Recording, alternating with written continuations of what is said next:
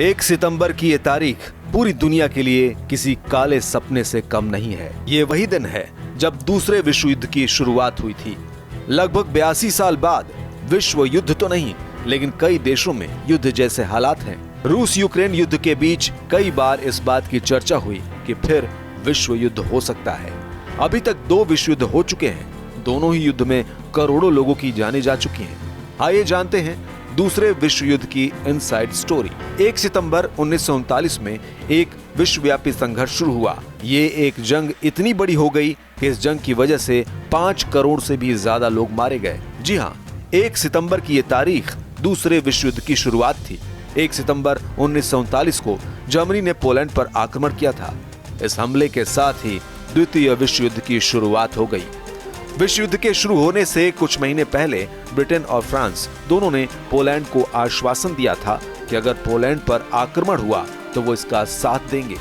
फिर जर्मनी ने युद्ध की घोषणा किए बिना ही पोलैंड पर आक्रमण कर दिया। इस विश्व युद्ध के कई कारण थे।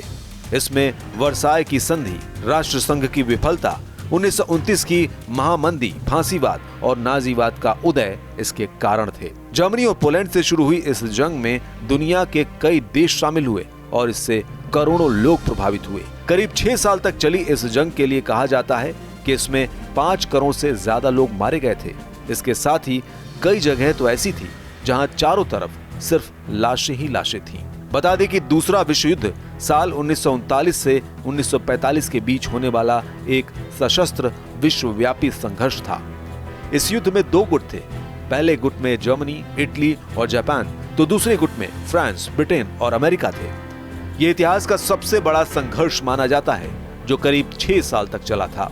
इसमें लगभग 100 मिलियन लोग शामिल हुए थे और दुनिया की आबादी का करीब 3% हिस्सा खत्म हो गया था। जापान के शहर हिरोशिमा पर गिराए गए परमाणु बम के बाद जापान ने 14 अगस्त को आत्मसमर्पण कर दिया। जापान के आत्मसमर्पण के साथ ही द्वितीय विश्व युद्ध का अंत हो गया। इस युद्ध का अंत 2 सितंबर 1945 ईस्वी में हुआ। इस द्वितीय विश्व युद्ध में 61 देशों ने हिस्सा लिया था और ग्रुप में बंटकर एक दूसरे के खिलाफ हमला किया था।